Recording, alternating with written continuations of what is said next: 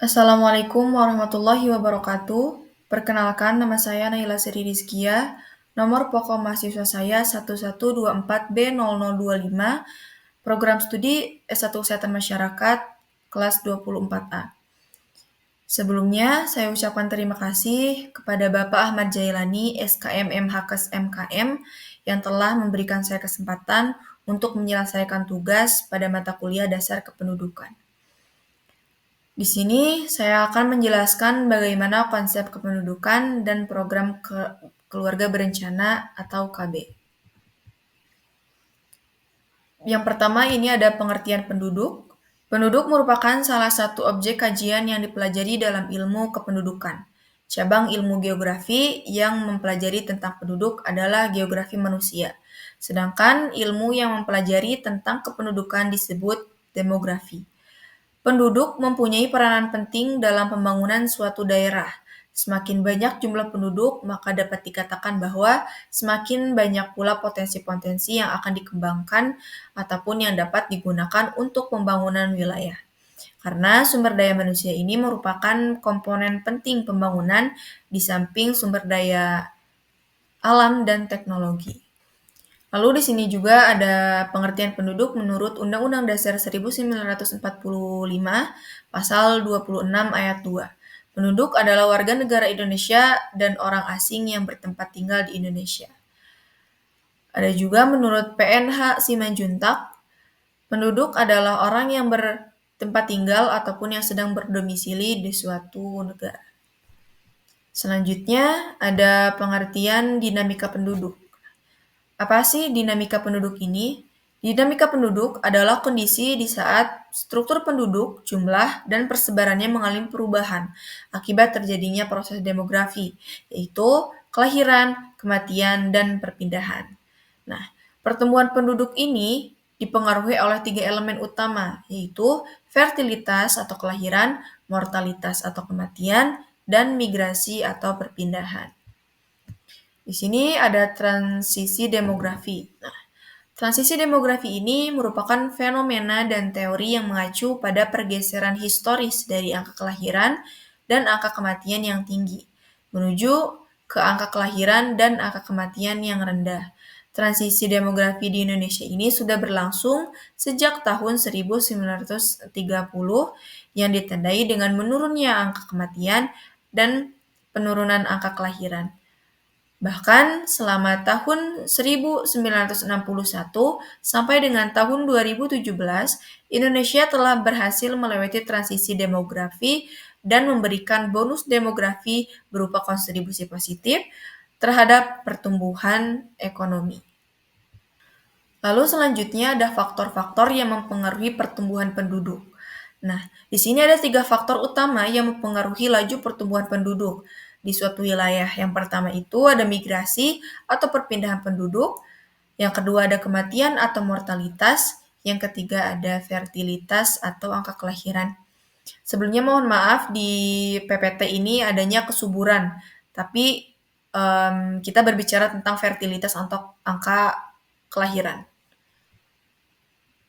Baik, kita akan menjelaskan yang pertama itu migrasi. Nah, migrasi ini bisa disebut perpindahan penduduk. Nah, perpindahan penduduk ini terjadi di suatu tempat ke tempat lain dan populasi ini dapat bertambah melalui migrasi masuk dan menurun melalui migrasi keluar. Lalu yang kedua ini ada fertilitas atau angka kelahiran, sama dengan kelahiran hidup, yaitu keluarnya anak dari rahim wanita dalam keadaan bayi masih hidup dan menunjukkan tanda-tanda vital seperti pernafasan, detak jantung, dan jeritan. Lalu yang selanjutnya ada mortalitas atau angka kematian. Nah, mortalitas ini sangat mempengaruhi laju pertumbuhan penduduk karena tingkat kematian ini misalnya tingkat kematian yang rendah dapat menyebabkan peningkatan jumlah penduduk, sedangkan tingkat kematian yang tinggi dapat menyebabkan penurunan jumlah penduduk. Selanjutnya ada masalah kependudukan. Nah, masalah kependudukan di Indonesia ini sering terjadi yaitu persebaran penduduk yang tidak merata. Karena suatu kondisi di mana populasi di wilayah tertentu mengalami distribusi yang tidak sama. Kondisi tersebut dapat disebabkan oleh beberapa faktor, baik itu faktor alam, sosial, dan ekonomi. Contohnya, di Papua dan Kalimantan merupakan daerah yang kepadatan penduduknya itu sangat rendah, sehingga kondisi geografisnya sulit untuk dijangkau dan lapangan pekerjaan juga kurang memadai atau terbatas. Sedangkan di Jawa pula merupakan daerah yang kepadatan penduduknya sangat tinggi, sehingga kondisi geografisnya terjangkau dan memiliki lapangan pekerjaan yang banyak. Baik, di sini ada data jumlah persebaran dan pertumbuhan kepadatan penduduk di Indonesia pada tahun 2009 sampai 2014. Dan ini ada intervensinya. Nah, menurut hasil data Badan Pusat Statistik atau BPS pada tahun 2009 sampai tahun 2014, di atas menunjukkan bahwa DKI Jakarta merupakan provinsi yang memiliki kepadatan penduduk tertinggi dibandingkan dengan provinsi lain. Dan Papua Tengah menjadi provinsi dengan kepadatan penduduk terendah di Indonesia. Selanjutnya di sini ada solusi dari masalah kependudukan yang saya paparkan tadi.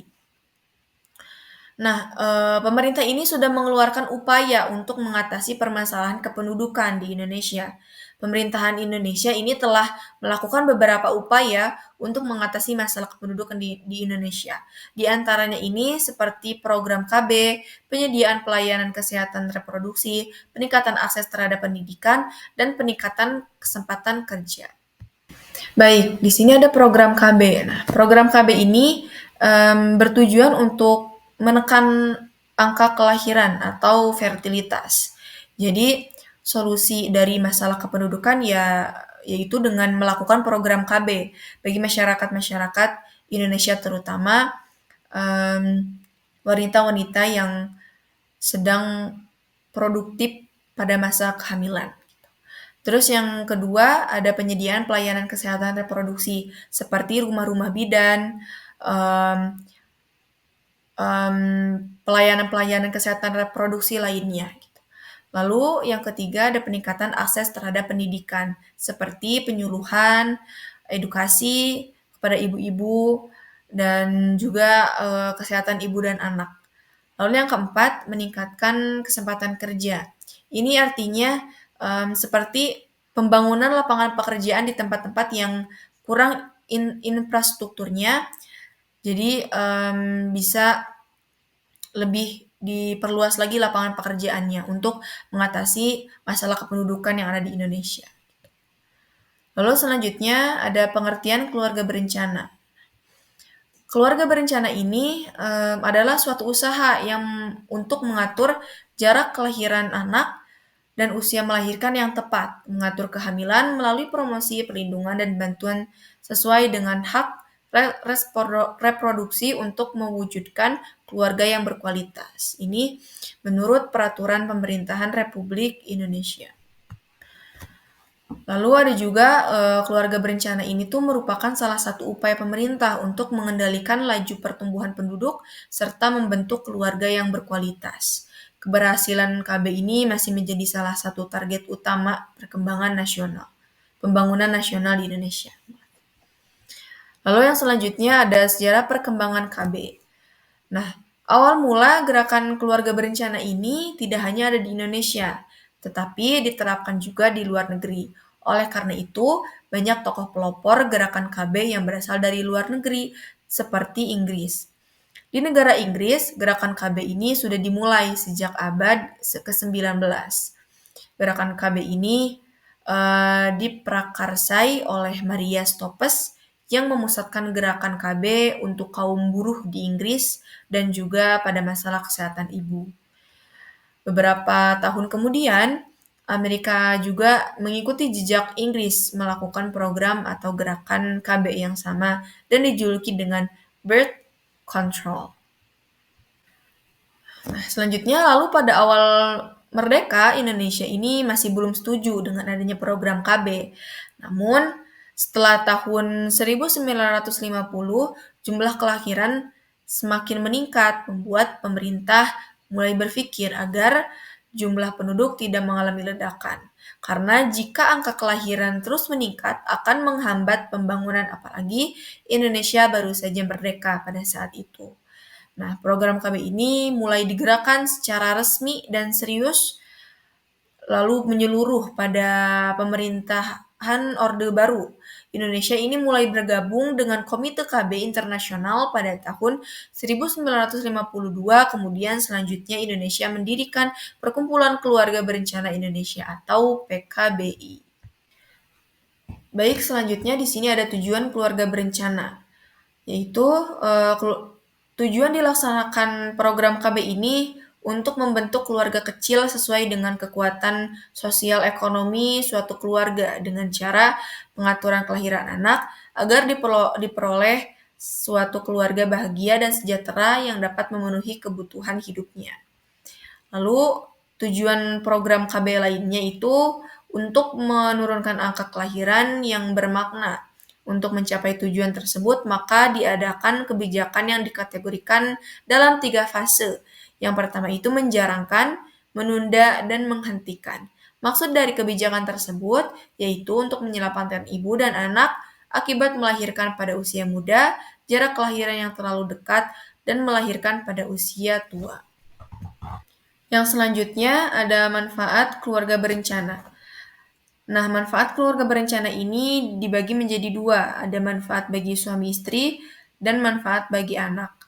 Yang pertama, manfaat bagi suami istri ini untuk menurunkan resiko kehamilan. Alat kontrasepsi atau KB ini bisa menekankan angka kelahiran. Dan yang kedua, menurunkan resiko kanker pada wanita. Alat kontrasepsi atau KB ini cenderung mengandung hormon progestin dan progesteron yang bisa menurunkan risiko kanker pada wanita. Yang ketiga itu tidak mengganggu tumbuh kembang anak. Contohnya seperti kita bisa lebih fokus kepada satu anak dibandingkan harus fokus kepada 2 atau 3 anak. Lalu yang keempat, ada risiko radang panggul menurun. Sama seperti menurunkan risiko kanker pada wanita, karena hormon progestin dan hormon progesteron ini bisa menekan penyakit-penyakit yang ada pada wanita. Terus yang kelima ada menjaga kesehatan mental. Contohnya si ibu bisa lebih enjoy mengurus satu anak dan lebih bisa puas gitu mengurus satu anak dibandingkan harus mengurus 2 atau 3 anak dalam satu waktu. Lalu ada manfaat bagi anak juga. Yang pertama ini dapat mengetahui pertumbuhan anak dan kesehatan. Jadi si ibu bisa lebih aware, lebih bisa memperhatikan secara mendalam anak itu, mulai dari perhatian, pemeliharaan makanan yang cukup, gizi yang cukup, juga bisa merencanakan masa depan dan pendidikan yang baik. Lalu di sini ada kapan sih program KB ini dilakukan? Nah, idealnya program KB dilakukan ini pada usia subur. Usia wanita dari sejak haid sampai menopause, di mana pada kurun waktu tersebut wanita dapat menjadi hamil dan melahirkan anak. Sekitar usia 15 tahun sampai 44 tahun. Lalu juga ada pasangan usia subur atau PUS, ialah pasangan suami istri di mana istri berada dalam usia subur, yaitu usia 15 tahun sampai 44 tahun. Lalu yang selanjutnya juga ada usia subur yang sehat, kurun reproduksi sehat. Nah, ialah kurun waktu usia wanita di antara usia 20 tahun sampai 35 tahun, di mana istri dan wanita berada dalam kurun waktu usia subur yang terbaik untuk mendapatkan kehamilan. Lalu yang selanjutnya juga ada usia subur tidak sehat, kurun reproduksi atau kurun reproduksi tidak sehat. Ialah kurun waktu usia wanita dari usia 15 tahun sampai 20 tahun dan kurun waktu usia wanita 35 tahun sampai 44 tahun, di mana istri atau wanita berada dalam kurun waktu usia subur yang tidak baik untuk mendapatkan kehamilan. Contohnya, wanita yang terlalu muda untuk bisa hamil. Lalu yang keempat, yang selanjutnya ada kontrasepsi biasa. Nah, ialah cara-cara ber-KB dengan menggunakan cara pantang berkala, seperti kondom, spermatisid, AKDR atau IUD, pil KB, dan suntik KB. Lalu ada kontrasepsi mantap, yaitu cara-cara medis operatif untuk mengakhiri kesuburan pria maupun wanita. Lalu yang terakhir ada peserta KB lestari aktif. Artinya, peserta KB aktif yang secara terus-menerus menggunakan salah satu cara kontrasepsi minimal 5 tahun. Contohnya seperti suntik KB atau pil KB. Nah, selanjutnya ada jenis-jenis KB. Nah, ada 2 jenis metode KB nih. Yang pertama itu ada metode KB hormonal dan KB non-hormonal. Yang pertama di sini ada metode KB hormonal. Yang pertama ini ada pil KB kombinasi. Nah, ini pil KB kombinasi ini menekankan ovulasi, mencegah implantasi, mengentalkan lendir serviks sehingga kulit dilalui oleh sperma, dan mengganggu pergerakan tuba sehingga transportasi telur terganggu. Pil ini diminum setiap hari. Lalu ada juga pil hormon progestin, yaitu mini pil yang menekan sekresi gonadotropin dan sintesis steroid seks di ovarium. Endometrium mengalami transportasi lebih awal sehingga implantasi lebih sulit. Lalu bisa mengentalkan lendir serviks sehingga menghambat penetrasi sperma, mengubah motilitas tuba sehingga transportasi sperma terganggu. Lalu yang selanjutnya ada pil KB darurat atau emergency contraceptive pills. Nah, kontrasepsi darurat ini digunakan dalam 5 hari pasca senggama yang tidak terlindung dengan kontrasepsi yang tepat dan konsisten lainnya. Jadi artinya pasangan suami istri ini sedang tidak melakukan kontrasepsi seperti memakan pil yang diwajibkan setiap hari gitu, atau mungkin tidak memakai IUD atau segalanya sebagainya. Lalu yang selanjutnya ada KB suntik kombinasi. Nah, suntikan kombinasi ini menekankan ovulasi, mengentalkan lendir serviks sehingga penetrasi sperma terganggu. Jadi kebanyakan manfaatnya hampir sama gitu untuk menekankan ovulasi, mengentalkan lendir serviks, dan penetrasi sperma gitu. Lalu yang kelima ada suntik progesteron atau progestin. Nah, suntikan ini bisa mencegah ovulasi dan mengentalkan lendir serviks seperti yang kebanyakan tadi saya bicarakan. Lalu di sini ada KB implan, yaitu kontrasepsi implan menekan ovulasi, mengentalkan lendir serviks. Ini biasanya dipasang di lengan ibu. Lalu yang kedua ada jenis KB non-hormonal. Seperti yang pertama ini ada tubektomi, adalah menutup tuba Pavlov atau mengikat dan memotong atau memasang cincin, sehingga sperma tidak dapat bertemu dengan ovum. Lalu yang kedua ini ada vasektomi. Nah, vasektomi ini adalah menghentikan kapasitas reproduksi pria dengan jalan melakukan ovulasi vasa deferens, sehingga alur transportasi sperma terhambat dan proses fertilisasi tidak terjadi. Lalu yang ketiga ini ada kondom. Nah, kondom ini menghalangi terjadinya pertemuan sperma dan sel telur dengan cara mengemas sperma di ujung selubung karet yang dipasang pada penis. Lalu yang selanjutnya ada senggama terputus atau coitus interruptus. Nah, metode ini metode KB yang sebenarnya sudah tradisional, dari dulu sudah dilakukan oleh para masyarakat Indonesia. Nah, di mana pria mengeluarkan alat kelaminnya atau penis dari vagina sebelum pria mencapai ejakulasi bila dilakukan secara benar. Lalu yang kelima ini ada lactational amenorrhea method. Nah, kontrasepsi ini mengandalkan pemberian air susu ibu atau ASI eksklusif untuk menekan ovulasi. Lalu yang keenam ini ada diafragma. Diafragma adalah cup berbentuk cembung, terbuat dari lateks atau karet yang dimasukkan ke dalam vagina sebelum berhubungan seksual dan menutup serviks sehingga sperma tidak dapat mencapai saluran alat reproduksi. Lalu yang terakhir ada alat kontrasepsi dalam rahim atau AKDR. Ini dimasukkan ke dalam uterus. Jadi bisa disebut seperti IUD lah. Lalu yang selanjutnya ada sasaran program KB. Nah, sasaran program KB ini dibagi menjadi dua, yaitu sasaran secara langsung dan sasaran tidak langsung. Nah, sasaran secara langsung ini adalah PUS yang bertujuan untuk menurunkan tingkat kelahiran dengan cara penggunaan kontrasepsi secara berkelanjutan.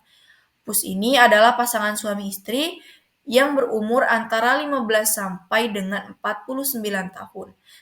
Sedangkan sasaran secara tidak langsung adalah pelaksana dan pengelola KB dengan tujuan menurunkan tingkat kelahiran hidup melalui pendekatan kebijakan kependudukan terpadu dalam rangka mencapai keluarga yang berkualitas dan sejahtera. Lalu selanjutnya ada ruang lingkup keluarga berencana. Nah, menurut Handayani pada tahun 2010, ruang lingkup program KB ini meliputi yang pertama ada komunikasi informasi dan edukasi, yang kedua ada konseling, yang ketiga ada pelayanan interfertilitas, yang keempat ada pendidikan seks, yang kelima ada konsultasi pra-perkawinan dan konsultasi perkawinan, dan yang terakhir adalah konsultasi genetik. Selanjutnya ada strategi pendekatan. Strategi BKKBN dalam rangka meningkatkan partisipasi masyarakat pada program KB. Nah, strategi manajemen berorientasi pada proses atau proses oriented, yang berarti bahwa manajemen membutuhkan sumber daya manusia, pengetahuan, dan keterampilan agar aktivitas menjadi lebih efektif atau dapat menghasilkan tindakan dalam mencapai kesuksesan. Agar partisipasi masyarakat pada program keluarga berencana ini meningkat. Lalu BKKBN juga menggunakan konsep fungsi manajemen strategi dari George R. Terry, yaitu yang pertama ada strategi perencanaan atau planning, seperti memberikan pelayanan KB, memenuhi kebutuhan alat dan obat kontrasepsi. Lalu yang selanjutnya ada strategi perorganisasian atau organizing, seperti peningkatan jumlah dan kompetensi atau kapasitas SDM seperti kader atau penyuluh dalam memberikan komunikasi, informasi, dan edukasi konseling pada remaja dan orang tua. Lalu yang ketiga ini ada strategi pelaksanaan atau penggerakan, yaitu actuating. Nah, ini bisa meningkatkan pemahaman dan pengetahuan remaja mengenai kesehatan reproduksi dan penyiapan kehidupan berkeluarga. Lalu ada peningkatan fungsi dan peran, serta kualitas dan kuantitas kegiatan kelompok remaja atau PIK dan KRR. Lalu yang selanjutnya ada pengembangan dan peningkatan fungsi dan peran kegiatan kelompok bina keluarga remaja atau BKR sebagai wahana untuk meningkatkan kepedulian keluarga dan pengasuhan kepada anak-anak remaja mereka. Lalu ada strategi pengawasan atau controlling, seperti meningkatkan akses dan pelayanan KB yang merata dan berkualitas di dalam sistem jaminan kesehatan nasional, menguatkan advokasi dan komunikasi informasi edukasi tentang KB dan kesehatan reproduksi di seluruh wilayah. Lalu di sini ada data prevalensi jenis-jenis KB yang ada di sebuah provinsi, yaitu di mana? Adanya di Indonesia pada tahun 2014. Nah, menurut hasil pendataan keluarga tahun 2014, ini bersumber dari BPS, Badan Pusat Statistik, berdasarkan distribusi provinsi, angka prevalensi pemakaian KB tertinggi adalah Kalimantan Selatan, yaitu 72,0 7%, Kalimantan Selatan ada 70,80%, dan Sumatera Selatan 70,80%, sedangkan terendah adalah Papua 27,88%, Maluku 41,71%, dan Papua Barat yaitu 42,12%. Lalu yang selanjutnya di sini ada jumlah angka keberhasilan program KB dan data prevalensi. Kita lihat intervensinya. Nah, berdasarkan jumlah peserta KB aktif dan baru menurut alat kontrasepsi yang digunakan pada tahun 2014 menurut Badan Pusat Statistik Provinsi Sulawesi Tenggara, KB suntik yang merupakan presentasi tertinggi alat atau cara KB yang paling banyak dipakai oleh wanita usia 15-49 tahun.